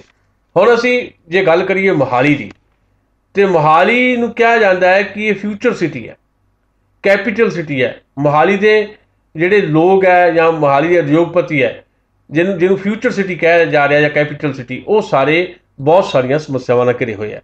ਮੁੱਖ ਤੌਰ ਤੇ ਇੱਥੇ ਟਰੈਕਟਰ ਪਾਰਟਸ ਬਣਦੇ ਹੈ, ਸੈਨੇਟਰੀ ਫਿਟਿੰਗ ਹੈ, ਇਲੈਕਟ੍ਰੀਕਲ ਗੁਡਸ ਹੈ, ਰੇਲਵੇ ਕੰਪੋਨੈਂਟਸ ਹੈ, ਪੈਕੇਜਿੰਗ ਇੰਡਸਟਰੀ ਹੈ। ਮੋਹਾਲੀ 'ਚ 95% ਜਿਹੜੇ ਯੂਨਿਟ ਹੈ ਉਹ ਸਮਾਲ ਸਕੇਲ ਤੇ MSMI ਹੈ। ਮੋਹਾਲੀ ਇੰਡਸਟਰੀ ਐਸੋਸੀਏਸ਼ਨ ਦੇ ਪਾਸਟ ਪ੍ਰੈਜ਼ੀਡੈਂਟ ਅਨੁਰਾਗ ਅਗਰਵਾਲ ਨੇ ਦੱਸਿਆ ਕਿ ਪੰਜਾਬ ਸਰਕਾਰ ਨੇ ਨਵੀਂ ਇੰਡਸਟਰੀ ਪਾਲਿਸੀ 'ਚ ਨਵੇਂ ਉਦਯੋਗਾਂ ਨੂੰ ਖਿੱਚਣ ਵਾਸਤੇ ਜਿਹੜਾ ਕੁਝ ਇਨਸੈਂਟਿਵ ਤਾਂ ਦਿੱਤੇ ਹੈ, ਪਰ ਮੌਜੂਦਾ ਜਿਹੜੀ ਇੰਡਸਟਰੀ ਹੈ, ਜਿਹੜੀ ਪਹਿਲਾਂ ਤੋਂ ਪਈ ਹੈ ਇੰਡਸਟਰੀ, ਉਹਦੇ ਲਈ ਕੁਝ ਹੈ ਹੀ ਨਹੀਂ। ਵਿਸਥਾਰ ਤੇ ਜਿਹੜਾ ਹੈ ਇਹਦੀ ਐਕਸਟੈਂਸ਼ਨ ਜਿਹੜੀ ਇੰਡਸਟਰੀ, ਉਹ ਤੇ ਇਨਸੈਂਟਿਵ ਹੈ, ਪਰ ਇੰਨਾ ਵੱਡਾ ਐਕਸਪੈਂਸ਼ਨ ਛੋਟੇ ਉਦਯੋਗਪਤੀ ਕਿੱਦਾਂ ਕਰ ਲੈਣਗੇ। ਵੈਟ ਜਿਹੜੀ ਹੈ ਆਨਲਾਈਨ ਕਰਨਾ ਚੰਗਾ ਕਦਮ ਕਹਿੰਦੇ ਆ, ਪਰ ਇਹਦੇ 'ਚ ਜਿਹੜੀ ਆਪਸ਼ਨਲ ਪ੍ਰੋਬਲਮਸ ਆ ਰਹੀਆਂ ਉਹਦੇ ਹੱਲ ਵਾਸਤੇ ਕਿਸੇ ਕਿਸਮ ਦਾ ਕੋਈ ਸਾਡੇ ਕੋਲ ਨਕਸ਼ਾ ਹੀ ਨਹੀਂ ਹੈਗਾ। ਵੈਟ ਰਿਫੰਡ ਨਾ ਹੋਣ ਕਰਕੇ ਇੰਡਸਟਰੀ ਨੂੰ ਪ੍ਰੋਬਲਮ ਆ ਰਹੀ ਹੈ।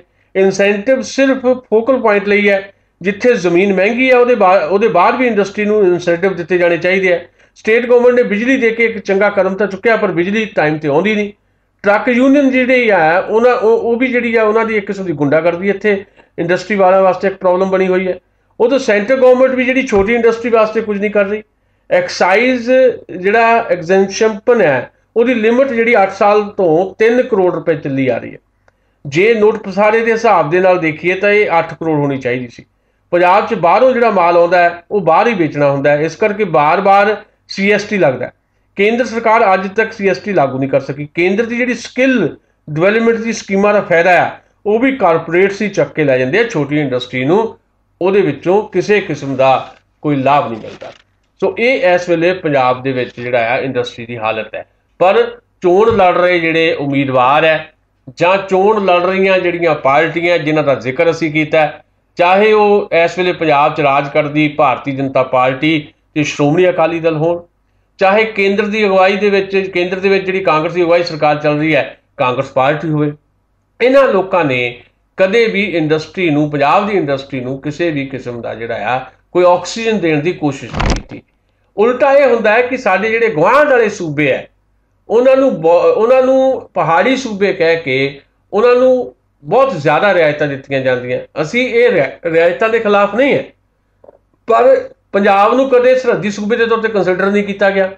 ਹੁਣ ਪੰਜਾਬ ਤੋਂ ਬਹੁਤ ਜ਼ਿਆਦਾ ਦੂਰੀ ਤੇ ਤਾਂ ਹੈ ਨਹੀਂ ਹਿਮਾਚਲ ਤੇ ਜੰਮੂ ਕਸ਼ਮੀਰ। ਪੰਜਾਬ ਦੀ ਸਾਰੀ ਇੰਡਸਟਰੀ ਜਿਹੜੀ ਉੱਠ ਕੇ ਉੱਧਰ ਜਾ ਰਹੀ ਹੈ। ਮਤਲਬ ਇੱਕ ਯੂਨਿਟ ਦੀ ਥਾਂ ਦੇ ਉੱਤੇ J&K ਦੇ ਵਿੱਚ ਸਾਲ ਦੇ ਵਿੱਚ 400 ਯੂਨਿਟ ਹੋ ਜਾਣੇ ਕਿਸੇ ਇੱਕ ਇੰਡਸਟਰੀ ਦੇ ਆਪਣੇ ਆਪ 'ਚ ਮਾਇਨੇ ਰਖਾਉਂਦਾ, ਤੇ ਸਾਡੇ ਯੂਨਿਟ ਇੱਥੇ ਬੰਦ ਹੋ ਰਹੇ ਆ। ਸੋ ਇਸ ਵੇਲੇ ਸਭ ਤੋਂ ਵੱਡੀ ਲੋੜ ਹੈ ਵੀ ਪੰਜਾਬ ਦੇ ਵਿੱਚ ਚੋਣ ਮੈਦਾਨ 'ਚ ਕੁੱਦੀਆਂ ਹੋਈਆਂ ਜਿਹੜੀਆਂ ਪਾਰਟੀਆਂ ਆ, ਚਾਹੇ ਉਹ ਦੇਸ਼ 'ਚ ਰਾਜ ਕਰ ਰਹੀਆਂ, ਚਾਹੇ ਉਹ ਪੰਜਾਬ ਦੇ ਵਿੱਚ ਰਾਜ ਕਰ ਰਹੀਆਂ, ਉਹਨਾਂ ਨੂੰ ਆਪਣੇ ਜਿਹੜੇ ਮੈਨੀਫੈਸਟੋ ਹੈ, ਚੋਣ ਮੈਨੀਫੈਸਟੋ ਹੈ, ਜਾਂ ਆਪਣੇ ਚੋਣ ਐਲਾਨਨਾਮੇ ਹੈ, ਜਾਂ ਆਪਣੇ ਚੋਣ ਪ੍ਰੋਗਰਾਮ ਹੈ, ਉਹਨਾਂ 'ਚ ਬਹੁਤ ਹੀ ਸੀਰੀਅਸ ਢੰਗ ਦੇ ਨਾਲ, ਗੰਭੀਰਤਾ ਦੇ ਨਾਲ ਇਹ ਮੁੱਦੇ ਚੁੱਕਣੇ ਚਾਹੀਦੇ ਹੈ ਕਿ ਪੰਜਾਬ ਦੀ ਇੰਡਸਟਰੀ ਜੇ ਤਬਾਹ ਹੋ ਗਈ, ਖੇਤੀ ਪਹਿਲਾਂ ਹੀ ਤਬਾਹ ਹੋ ਰਹੀ ਹੈ, ਖੇਤੀ ਆਧਾਰਿਤ ਇੰਡਸਟਰੀ ਨੂੰ ਵੀ ਉਤਸ਼ਾਹਿਤ ਕਰਨ ਦੀ ਜ਼ਰੂਰਤ ਹੈ। ਦੂਜੀ ਇੰਡਸਟਰੀ ਜਿਹੜੀ ਤਬਾਹ ਹੋ ਰਹੀ ਹੈ ਸਮਾਲ ਸਕੇਲ ਇੰਡਸਟਰੀ ਖਾਸ ਤੌਰ ਦੇ ਉੱਤੇ, ਹਾਲੇ ਤਾਂ ਅਸੀਂ 4 ਸ਼ਹਿਰਾਂ ਦਾ ਜ਼ਿਕਰ ਕੀਤਾ ਜਿਹੜੇ ਵੱਡੇ ਹੱਬ ਦੇ ਤੌਰ ਤੇ ਜਾਣੇ ਜਾਂਦੇ ਸੀ। ਗੁਰਾਇਆਂ ਦਾ ਜ਼ਿਕਰ ਹਾਲੇ ਅਸੀਂ ਨਹੀਂ ਕੀਤਾ, ਬਟਾਲੇ ਦਾ ਨਹੀਂ ਕੀਤਾ, ਮੰਡੀ ਗੋਬਿੰਦਗੜ੍ਹ ਦਾ ਨਹੀਂ ਕੀਤਾ, ਜਿੱਥੇ ਜਿਹੜੀ ਸਮਾਲ ਸਕੇਲ ਇੰਡਸਟਰੀ ਸੀ ਬਿਲਕੁਲ ਹੀ ਤਬਾਹ ਹੋ ਗਈ ਹੈ। ਸੋ ਆਪਣੇ ਆਪ ਦੇ ਵਿੱਚ ਇਹ ਵੱਡਾ ਮੁੱਦਾ ਹੈ पर इस मुद्दे नूं भुला के बैठियां सियासी पार्टियां कि इंडस्ट्री वाले लोग, उद्योगपति जां उन्हां दे उद्योगां 'च काम करदे मजदूर मुलाजम इस गल नूं भुला लैणगे कि उन्हां दी हालत दिन ब दिन जिहड़ी बदतर हो रही है। इन्हां सियासी लोग जिहड़े है जिहड़े वोटां लैण तां आउंदे है पर उन्हां दी गल नहीं करदे, उन्हां करके हो रही है। सो अगला सैगमेंट असीं एक कमर्शियल ब्रेक तो बाद फिर तुहानूं मिलांगे। अगले सैगमेंट दे विच असीं कोशिश करांगे। प्यारे दोस्तों, ये पंजाबी रेडियो USA है। इस सैगमेंट में असीं देश पद्धर ते अज कुछ सूबਿਆਂ ਦੇ ਵਿੱਚ वोटां पैण जा रही हैं, जिहदे विच बड़ा महत्वपूर्ण है उत्तर प्रदेश के कुछ हल्के 17 तारीख नूं जानी भारती तारीख के मुताबिक अज इन्हां सीटां ते वोटां पैणीਆਂ ते नगीना, अमरोहा, मुरादाबाद, संभल, रामपुर, बरेली, बंदाऊ, आंवला, शाहजहाँपुर, पीलीभीत ते लखमीरपुर खीरी। तो ये उत्तर प्रदेश दी इन्हां सीटां ते जिथे वोटां पैणीਆਂ अज ही कर्नाटका दीयां 28 सीटां ते वोटां पैण जा रही हैं। इत्थे बहुत सीधी टक्कर देखी जा रही है भारतीय जनता पार्टी ते कांग्रेस पार्टी दे विच। अज ही महाराष्ट्र दीयां 19 सीटां दे उत्ते वोटां जिहड़ियां पैणीਆਂ ते झारखंड विच भी अज ही वोटां पैण जा रही हैं। सो इन्हां वोटां दा मिजाज किस किस्म दा है ते किहड़ा फैक्टर कित्थे काम कर रहा है, इहदा जिक्र अज असीं इस तीसरे सैगमेंट दे विच तुहाडे नाल करन दी कोशिश करांगे। जित्थों तक उत्तर प्रदेश दीयां जिहड़ियां 11 सीटां ते वोटां अज पैण जा रही हैं, दूजे पड़ाਅ दे विच उत्थे वोटां पै रही हैं। इन्हां 11 सीटां दे उत्ते मुस्लिम भाईचारे दा मिजाज ते नरेंद्र मोदी दी प्रीख्या होएगी। आम तौर पर राजनीतिक जिहड़े माहर है वो इस किस्म की गल कर रहे हैं। पश्चिमी उत्तर प्रदेश, रोहेलखंड ते तराई दियां जिन्हां 11 लोक सभा सीटां ते अज वोटां पैणीਆਂ शुरू हो गई ने, उत्थे मुस्लिम भाईचारे का मिजाज ते नरेंद्र मोदी का अंदाज इहदा इम्तिहान होना है। इत्थे किते जात है, किते धर्म है, किते जात ते किते धर्म के आधार पर वोटां का ध्रुवीकरण करने की कोशिश हो रही है। पिछलियां लोक सभा चोणां 'च समाजवादी पार्टी ने इन्हां सीटां दे विचों सब तो ज़्यादा 4 सीटां जित्तियां सी। कांग्रेस पार्टी नूं 3 सीटां इत्थे मिलियां सी, भारतीय जनता पार्टी नूं 2 ते बहुजन समाज पार्टी ते राष्ट्रीय लोक दल नूं 1-1 सीट इत्थे मिली सी। विधान सभा चोणां दे विच भी समाजवादी पार्टी का प्रदर्शन बहुत शानदार रहा सी। समाजवादी पार्टी के इस इलाके चों 32 MLA, बहुजन समाज पार्टी के 11, भारतीय जनता पार्टी के 7 ते कांग्रेस के 3 MLA जिते सी। 1-1 सीट ते पीस पार्टी ते इतिहाद मिली कौंसल जित गए सी। दूजे पड़ाਅ समाजवादी पार्टी के सामने पिछलियां चोणां का प्रदर्शन दोहराउण की बड़ी चुनौती है, बड़ा चैलेंज है। इस इलाके दीयां कई इदां दीयां सीटां हैं जिथे मुस्लिम आबादी 35 तो 52% तक है। सो साफ है कि बहुतियां सीटां ते मुस्लिम वोट जिहड़े इत्थे फैसलाकुन होणगे। उन्हां दा ध्रुवीकरण किसी भी उम्मीदवार नूं दिल्ली पहुंचाउण जिहड़ा मददगार साबित हो सकता है। साल 2009 विच इत्थे कई सीटां ते भारतीय जनता पार्टी मुख मुकाबले चों बाहर सी, पर इस बार बहुतियां सीटां ते बड़ी मजबूती नाल भारतीय जनता पार्टी की जिहड़ी हाज़री है वो देखी जा सकती है। प्रधानमंत्री डॉक्टर मनमोहन सिंह, समाजवादी पार्टी के सुप्रीमो मुलायम सिंह यादव, उत्थों के मुख्यमंत्री अखिलेश यादव, बहुजन समाज पार्टी की सुप्रीमो मायावती ते राष्ट्रीय लोक दल के प्रधान अजीत सिंह सने बाकी वड्डे लीडरां ने भी इत्थे दौरे कीते हैं। इस पड़ाਅ दे विच साबका केंद्रीय मंत्री ते भारतीय जनता पार्टी की उम्मीदवार मेनका गांधी, संतोष गंगवार, समाजवादी पार्टी के धर्मेंद्र यादव, कांग्रेस पार्टी के सलीम शेरवानी, जफर अली नकवी ते बेगम नूर बानो सने कई वड्डे लीडरां दा जिहड़ा वकार दाते लगा होया। इन्हां सीटां ते वख-वख समीकरण बनदे दिखाई दे रहे हैं, पर मुकाबला मुख तौर के उत्ते हुण उत्थे भारतीय जनता पार्टी का बाकी पार्टियां नाल दिखाई दे रहा है। भारतीय जनता पार्टी बारे कहा जा रहा है कि एक लहर नरेंद्र मोदी के नाम के उत्ते, वो लहर का कितना लाभ भारतीय जनता पार्टी नूं उत्तर प्रदेश दीयां इन्हां सीटां ते मिलेगा, ये शायद देखने वाली गल है। अज ही जिथे वोटां पैणीਆਂ वो एक होर बहुत ही महत्वपूर्ण सूबा कर्नाटका है। कर्नाटका दीयां 28 लोक सभा सीटां वख-वख कारणों करके भारतीय जनता पार्टी ते कांग्रेस पार्टी दोनों वास्ते बहुत अहम है। कांग्रेस पार्टी कर्नाटका तो सब तो ज़्यादा अपने MP चुने जाने की उम्मीद कर रही है, क्योंकि इन्हां सीटां ते उत्तर पश्चिमी भारत में जिहड़ियां घट सीटां मिलण की हालत है, इन्हां सीटां ते जित नाल उन्हां दा घाटा पूरा हो सकता है। इस तरह करनाटक दक्षिणी भारत में कांग्रेस पार्टी की मौजूदगी बनाए रखने में भी मददगार साबित हो सकता है। इत्थों दी सारियां 28 सीटां ते अज वोटां पै रही। भारतीय जनता पार्टी ने 2009 ਦੀਆਂ ਚੋਣਾਂ 'ਚ 70% सीटां जित्तियां सी। हालांकि उस तो बाद करनाटका के वड्डे leader BS Yediyurappa Bharatiya Janata party तो वख हो गए सी, जिहदे करके भारतीय जनता पार्टी को नुकसान होया। येदियुरप्पा के पार्टी तो वख होने का असर सी कि 2009 ਦੀਆਂ लोक सभा चोणां 'ਚ पार्टी नूं जिहड़ियां कोई 41% वोटां मिलियां सी, उहदा परसेंटेज 2013 ਦੀਆਂ विधान सभा चोणां 'ਚ डिग गया ते 20% तक वो आ गए। नरेंद्र मोदी करनाटका 'ਚ पार्टी का जिहड़ा गवाचा होया वोट बैंक है उहनूं वापस लियाउणा चाहुंदे आ। इसे करके येदियुरप्पा की पिछे जे पार्टी में वापसी हुई है। येदियुरप्पा की वापसी नाल भारतीय जनता पार्टी ये सोच रही है भी घट्टो घट्ट 28 विचों 15 सीटां जरूर इत्थों पार्टी की झोली दे विच पैणगियां। ये उन्हां दा सोचना है। इत्थे गौरतलब यह है कि येदियुरप्पा की इत्थे जिहड़ी बहुत गिणती जिहड़ी भाईचारा लिंगायत है उहदे वोट बैंक ते एक चंगी पकड़ है।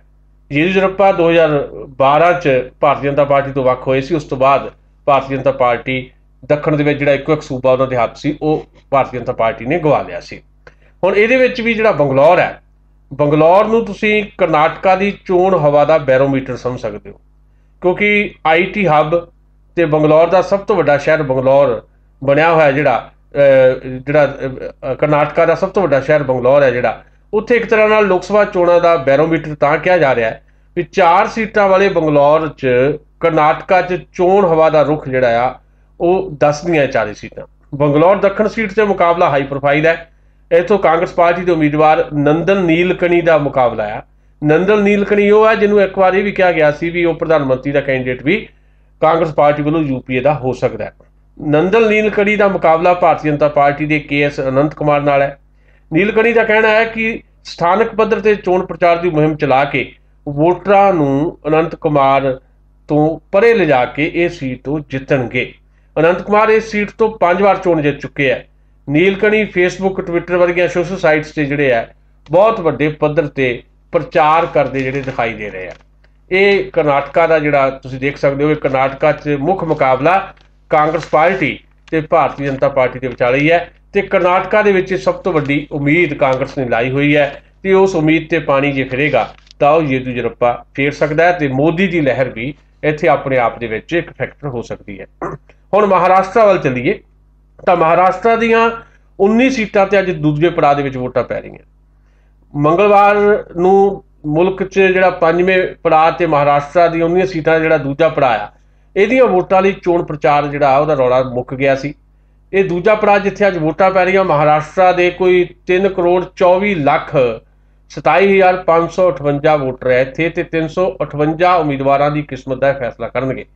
इस दौर की वोटिंग च केंद्रीय गृह मंत्री सुशील कुमार शिंदे, भारतीय जनता पार्टी के लीडर गोपीनाथ मुंडे ते साबका मुख्यमंत्री अशोक चौहान, NCP के सुप्रीमो शरद पवार की बेटी सुप्रिया सूले ते यूथ कांग्रेस के प्रधान राजीव सातव सने कई वड्डे लीडरां दा वकारदात है। महाराष्ट्र च इस बार सत्ताधारी पार्टियां जिहड़ियां कांग्रेस ते NCP उन्हां नूं मोदी लहर का बहुत जबरदस्त सामना करना पै रहा है। कांग्रेस पार्टी च जिथे मरहूम साबका मुख्यमंत्री विलास राव देशमुख की कमी जिहड़ी है वो देखी जा रही है, उत्थे NCP के सुप्रीमो जिहड़े है शरद पवार उन्हां नूं अपने गढ़ पश्चिमी महाराष्ट्र नूं बचाउण वास्ते भारी मशक्कत करनी पै रही है। सुशील कुमार शिंदे सोलापुर दे विच चौथी बार जित की उम्मीद पाल के बैठे है ते मराठवाड़ा दे विच कांग्रेस के इक्को एक चर्चित लीडर है साबका मुख्यमंत्री अशोक चौहान, वो अपनी नांदेड़ की जिहड़ी सियासी जमीन नूं सुरक्षित रखने की कोशिश कर रहे हैं। आदर्श घोटाले च कुर्सी गवाउण वाले अशोक चौहान नूं सियासी पुनर्वास वास्ते लोक सभा चोण जितण की बहुत वड्डी चुनौती है। कांग्रेस पार्टी के धाकड़ लीडर नारायण राणे ने अपने बेटे डॉक्टर नीलेश राणे की जित जिहड़ी पक्की करने वास्ते सिंधु दुर्ग में डेरा पाया हुआ है, पर स्थानक पद्धर ते NCP के लीडर डॉक्टर राणे दे दिल्ली जाण दा रस्ते दे विच रोड़ा जिहड़ा बन के खड़े है, यानी उन्हां नूं अपनी ही सहयोगी दे उत्तों खतरा है। भारतीय जनता पार्टी के गोपीनाथ मुंडे दूजी बार बीड़ सीट से कमल खिलाउण की जिहड़ी कोशिश कर रहे हैं। मुंडे नाल मुकाबले च NCP ने स्टेट मिनिस्टर सुरेश धस नूं मैदान च उतारिया। मुंडे ते धस कदे गुरु चेला भी रहे हैं। इन्हां दोनों की भी किस्मत अज इलैक्ट्रॉनिक वोटिंग मशीन च कैद हो जानी है। यूथ के चेहरे च सुप्रिया सूले जिहड़े आ बारामती तो, नीलेश राणे नूं दूजी बार राजीव सातव हिंगोली तो ਤੇ ਸਾਬਕਾ ਜਿਹੜੇ ਯੂਥ ਕਾਂਗਰਸ ਦੇ ਪ੍ਰਧਾਨ ਹੈ ਤੇ ਕਾਂਗਰਸ ਦੇ ਲੀਡਰ ਪਤੰਗ ਰਾਓ ਕਦਮ ਦੇ ਬੇਟੇ ਵਿਸ਼ਵਜੀਤ ਕਦਮ ਜਿਹੜੇ ਪੁਣੇ ਤੋਂ ਪਹਿਲੀ ਵਾਰ ਜਨਤਾ ਦੀ ਮਰਜ਼ੀ ਨਾਲ ਦਿੱਲੀ ਜਾਣ ਦਾ ਟਿਕਟ ਲੈਣਾ ਚਾਹੁੰਦੇ ਆ। ਪਰ ਇਹਨਾਂ ਯੂਥ ਲੀਡਰਾਂ ਦੇ ਵਿੱਚ ਇੱਕੋ ਇੱਕ ਸੁਪਰੀਆ ਸੂਲੇ ਹੈ ਜਿਹੜੀ ਜਿੱਤ ਦੇ ਪ੍ਰਤੀ ਭਰੋਸੇ 'ਚ ਦਿਖਾਈ ਦੇ ਰਹੀ ਹੈ। ਇਸ ਵਾਰ ਕਾਂਗਰਸ ਦਾ ਜਿਹੜਾ ਗੜ੍ਹ ਹੈ ਸਾਂਗਲੀ, ਉੱਥੇ ਵੀ ਭਾਰਤੀ ਜਨਤਾ ਪਾਰਟੀ ਨੇ ਸੰਨ ਲਾ ਲਈ ਹੈ। ਇਸ ਕਰਕੇ ਕੇਂਦਰੀ ਰਾਜ ਮੰਤਰੀ ਪ੍ਰਤੀਕ ਪਾਟਿਲ ਦੀ ਦੂਜੀ ਇਨਿੰਗ ਜਿਹੜੀ ਖੇਡਣ ਦੀ ਤਿਆਰੀ ਹੈ ਉਹਨੂੰ ਝਟਕਾ ਲੱਗਾ, ਜਦਕਿ ਭਾਰਤੀ ਜਨਤਾ ਪਾਰਟੀ ਪਹਿਲੀ ਵਾਰ ਇੱਥੋਂ ਆਪਣਾ ਕਮਲ ਨਿਸ਼ਾਨ ਜਿਹੜਾ ਆ ਉਹਨੂੰ ਜਿਤਾਉਣ ਦੀ ਕੋਸ਼ਿਸ਼ ਵਿੱਚ ਲੱਗੀ ਹੋਈ ਹੈ। ਨਾਲ ਹੀ ਅਸੀਂ ਝਾਰਖੰਡ ਦਾ ਜ਼ਿਕਰ ਕਰ ਲਈਏ। ਝਾਰਖੰਡ ਤੇ ਵੀ ਹਰ ਸੀਟ ਤੇ ਮੁਕਾਬਲਾ ਜਿਹੜਾ ਆ ਬਰਾਬਰੀ ਦਾ ਦੱਸਿਆ ਜਾ ਰਿਹਾ। ਝਾਰਖੰਡ 'ਚ ਦੂਜੇ ਪੜਾਅ ਦੀਆਂ ਵੋਟਾਂ ਪੈਣੀਆਂ, ਉੱਦਾਂ ਦੇਸ਼ ਪੱਧਰ ਤੇ ਇਹ 5ਵੇਂ ਪੜਾਅ ਦੀਆਂ ਵੋਟਾਂ ਹੈ। ਅੱਜ ਇਹ ਦੂਜੇ ਪੜਾਅ ਦੀਆਂ ਝਾਰਖੰਡ 'ਚ ਵੋਟਾਂ ਪੈ ਰਹੀਆਂ। ਇਸ ਰਾਊਂਡ 'ਚ ਕੁੱਲ 6 ਸੀਟਾਂ ਆ ਜਿੱਥੇ ਵੋਟਾਂ ਪੈਣੀਆਂ, ਜਿਸ 'ਚ ਰਾਂਚੀ ਹੈ, ਖੂੰਟੀ ਹੈ, ਜਮਸ਼ੇਦਪੁਰ ਹੈ, ਹਜ਼ਾਰੀਬਾਗ ਹੈ, ਗਿਰੀਡੀਹ ਹੈ ਤੇ ਸਿੰਘਭੂਮ ਸ਼ਾਮਲ ਹੈ। ਸਾਰੀਆਂ ਸੀਟਾਂ ਦੇ ਮੁਕਾਬਲਾ ਬਰਾਬਰੀ ਦਾ। ਤੇ ਇਹਨਾਂ ਚੋਣਾਂ 'ਚ ਜਿੱਦਾਂ ਅਸੀਂ ਪੰਜਾਬ ਦਾ ਵੀ ਜ਼ਿਕਰ ਕਰ ਰਹੇ ਹਾਂ, ਝਾਰਖੰਡ ਦੇ ਵਿੱਚ ਵੀ ਇਹਨਾਂ ਚੋਣਾਂ 'ਚ ਕੋਈ ਮੁੱਦਾ ਨਹੀਂ। ਇੱਥੇ ਜਾਤੀਗਤ ਜਿਹੜੀ ਵੋਟਾਂ ਆ ਉਹਦਾ ਸਮੀਕਰਨ ਜਿੱਤ ਤੇ ਹਾਰ ਨੂੰ ਤੈਅ ਕਰਦਾ ਹੈ। ਜਮਸ਼ੇਦਪੁਰ ਨੂੰ ਛੱਡ ਕੇ ਸਾਰੀਆਂ 5 ਸੀਟਾਂ ਤੇ ਜਿਹੜੇ ਕੁਰਮੀ ਵੋਟਰ ਹੈ ਉਹ ਫੈਸਲਾਕੁਨ ਸਾਬਤ ਹੁੰਦੇ ਆ। ਮੁਸਲਿਮ ਵੋਟਰ ਜਿਹੜੇ ਆ ਉਹਨਾਂ ਨੂੰ ਭਰਮਾਉਣ ਵਾਸਤੇ ਵੀ ਕੁਝ ਲੋਕ ਜਿਹੜੇ ਆ ਉਹ ਜ਼ੋਰ ਲਾ ਰਹੇ, ਖਾਸ ਤੌਰ ਤੇ ਕਾਂਗਰਸ ਪਾਰਟੀ ਜ਼ੋਰ ਲਾ ਰਹੀ ਹੈ। ਰਾਂਚੀ, ਖੂੰਟੀ ਤੇ ਗਿਰੀਡੀਹ ਨੂੰ ਛੱਡ ਕੇ ਬਾਕੀ ਥਾਵਾਂ ਤੇ ਭਾਰਤੀ ਜਨਤਾ ਪਾਰਟੀ ਦੇ ਜਿਹੜੇ ਉਮੀਦਵਾਰ ਹੈ ਉਹ ਸਿਰਫ ਮੋਦੀ ਦੇ ਭਰੋਸੇ ਤੇ ਹੈ। ਉਹ ਮੋਦੀ ਦੇ ਭਰੋਸੇ ਤੇ ਜਿੱਤਣ ਦੀ ਕੋਸ਼ਿਸ਼ ਕਰ ਰਹੇ ਹੈ। ਸਭ ਤੋਂ ਸਖਤ ਮੁਕਾਬਲਾ ਰਾਜਧਾਨੀ ਰਾਂਚੀ 'ਚ ਹੈ। ਇੱਥੋਂ ਕੁੱਲ 28 ਉਮੀਦਵਾਰ ਹੈ। ਇਹਦੇ 'ਚ ਸਾਬਕਾ ਕੇਂਦਰੀ ਮੰਤਰੀ ਸੁਬੋਧ ਕਾਂਤ ਸਹਾਇ ਕਾਂਗਰਸ ਪਾਰਟੀ ਵੱਲੋਂ, ਸਾਬਕਾ ਅਫਸਰਸ਼ਾਹ ਅਮਿਤਾਭ ਚੌਧਰੀ JVM ਤੋਂ ਤੇ ਸਾਬਕਾ ਉਪ ਮੁੱਖ ਮੰਤਰੀ ਤੇ ਪਾਰਟੀ ਦੇ ਸੁਪਰੀਮੋ ਸੁਦੇਸ਼ ਮਹੰਤੋ ਆਜਸੂ ਤੋਂ ਤੇ ਸਾਬਕਾ MP ਜਿਹੜੇ ਆ ਰਾਮ ਟਹਿਲ ਚੌਧਰੀ ਭਾਰਤੀ ਜਨਤਾ ਪਾਰਟੀ ਤੋਂ ਉਮੀਦਵਾਰ ਹੈ। ਹਜ਼ਾਰੀਬਾਗ ਤੋਂ ਇਸ ਵਾਰ ਕੁੱਲ 20 ਉਮੀਦਵਾਰ ਮੈਦਾਨ 'ਚ, ਜਿਹਦੇ ਜਸ਼ਵੰਤ ਸਿਨਹਾ ਦਾ ਬੇਟਾ ਜਯੰਤ ਸਿਨਹਾ ਭਾਜਪਾ ਤੋਂ ਹੈ, ਸੌਰਭ ਨਾਰਾਇਣ ਕਾਂਗਰਸ ਪਾਰਟੀ ਵੱਲੋਂ ਹੈ ਤੇ ਬਾਕੀ ਉਮੀਦਵਾਰ ਇੱਥੇ ਹੈਗੇ ਆ। ਪਰ ਇੱਥੇ ਕਾਂਗਰਸ ਤੇ BJP ਦਾ ਸਿੱਧਾ ਮੁਕਾਬਲਾ, ਮੁੱਖ ਮੁਕਾਬਲਾ BJP ਤੇ ਕਾਂਗਰਸ ਦੇ ਵਿਚਾਲੇ ਹੀ ਹੈ। ਤੇ ਜਯੰਤ ਹਲਕੇ 'ਚ ਕੁਝ ਨਵੇਂ ਚਿਹਰੇ ਆ ਤੇ ਉਹਨਾਂ ਨੂੰ ਇਹ ਆਸ ਹੈ ਭਾਰਤੀ ਜਨਤਾ ਪਾਰਟੀ ਦੇ ਉਮੀਦਵਾਰਾਂ ਨੂੰ ਵੀ ਨਰਿੰਦਰ ਮੋਦੀ ਦੇ ਨਾਂ ਤੇ ਇੱਥੇ ਵੋਟ ਜਿਹੜੀ ਆ ਉਹਨਾਂ ਨੂੰ ਪੈ ਸਕਦੀ ਹੈ। ਭਾਰਤੀ ਜਨਤਾ ਪਾਰਟੀ ਦੇ ਉਮੀਦਵਾਰ ਖੂੰਟੀ ਤੋਂ ਲੋਕ ਸਭਾ ਦੇ ਉਹ ਜਿਹੜੇ ਡਿਪਟੀ ਸਪੀਕਰ ਹੈ ਕਰੀਆ ਮੁੰਡਾ, ਉਹਦੇ ਸਮੇਤ 14 ਉਮੀਦਵਾਰ ਮੈਦਾਨ 'ਚ ਹੈ। ਸੋ ਝਾਰਖੰਡ ਦੇ ਵਿੱਚ ਮੁਕਾਬਲਾ ਬਹੁਤ ਹੀ ਦਿਲਚਸਪ ਬਣਿਆ ਹੋਇਆ ਹੈ ਤੇ ਝਾਰਖੰਡ ਦੀ ਹਰ ਸੀਟ ਤੇ ਮੁਕਾਬਲਾ ਬਹੁਤ ਹੀ ਕਾਂਟੇ ਦਾ ਵੀ ਦਿਖਾਈ ਦੇ ਰਿਹਾ। ਕੁੱਲ ਮਿਲਾ ਕੇ ਦੇਸ਼ ਪੱਧਰ ਤੇ ਵੋਟਾਂ ਜਿਹੜੀਆਂ ਅੱਜ ਪੈ ਰਹੀਆਂ, ਇਹਨਾਂ ਵੋਟਾਂ ਦੇ ਵਿੱਚ ਨਰਿੰਦਰ ਮੋਦੀ ਦੀ ਲਹਿਰ ਜਿਹੜੀ ਹੈ ਉਹ ਵੀ ਬਹੁਤ ਫੈਸਲਾਕੁਨ ਸਾਬਤ ਹੋਏਗੀ ਤੇ ਜਾਤ ਆਧਾਰਿਤ ਜਿਹੜੀਆਂ ਵੋਟਾਂ ਹੈ, ਫਿਰਕੇ ਤੇ ਆਧਾਰਿਤ ਜਿਹੜੀਆਂ ਵੋਟਾਂ ਆ, ਉਹ ਵੀ ਆਪਣੇ ਆਪ 'ਚ ਬਹੁਤ ਅਹਿਮ ਇੱਥੇ ਜਿਹੜਾ ਤੁਸੀਂ ਕਹਿ ਸਕਦੇ ਹੋ ਥਾਂ ਉਹਨਾਂ ਦਾ ਹੈਗਾ। ਸੋ ਦੇਖਣਾ ਪਏਗਾ ਕਿ ਇਹਨਾਂ ਵੋਟਾਂ ਦੇ ਵਿੱਚ ਕੌਣ ਕਿੱਥੇ ਜਾਂਦਾ। ਤਾਂ 16 ਮਈ ਨੂੰ ਪਤਾ ਲੱਗੇਗਾ, ਪਰ ਮੁਕਾਬਲਾ ਕਾਂਟੇ ਦਾ ਹਰ ਥਾਂ 'ਤੇ ਦਿਖਾਈ ਦੇ ਰਿਹਾ। ਸੋ ਇਹ ਸੀ ਸਾਡਾ ਆਖਰੀ ਸੈਗਮੈਂਟ। ਅਸੀਂ ਹੁਣ ਤੁਹਾਡੇ ਤੋਂ ਆਗਿਆ ਚਾਹਾਂਗੇ। ਅੱਜ ਅਸੀਂ ਰਿਕਾਰਡਡ ਪ੍ਰੋਗਰਾਮ ਤੁਹਾਡੇ ਨਾਲ ਸਾਂਝਾ ਕੀਤਾ ਹੈ। ਅਗਲਾ ਪ੍ਰੋਗਰਾਮ ਅਸੀਂ ਲਾਈਵ ਤੁਹਾਡੇ ਲਈ ਲੈ ਕੇ ਹਾਜ਼ਰ ਹੋਵਾਂਗੇ। ਸੁਸ਼ੀਲ ਦੋਸਾਂਝ ਨੂੰ ਦਿਓ ਆਗਿਆ। ਬਹੁਤ ਬਹੁਤ ਮਿਹਰਬਾਨੀ, ਬਹੁਤ ਬਹੁਤ ਸ਼ੁਭ ਸ਼ਾਮ।